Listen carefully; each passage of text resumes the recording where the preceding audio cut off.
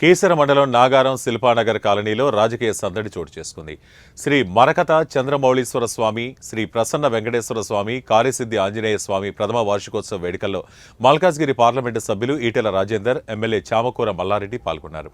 ఆలయంలో ప్రత్యేక పూజలు నిర్వహించి స్వామివారిని దర్శించుకున్నారు. ఈ సందర్భంగా ఆలయ కమిటీ సభ్యులు వారిని ఘనంగా సన్మానించి వారికి స్వామివారి తీర్థప్రసాదాలు అందించారు. రాజకీయ నాయకుల రాకతో ఆలయంలో ప్రత్యేక సందడి నెలకొంది.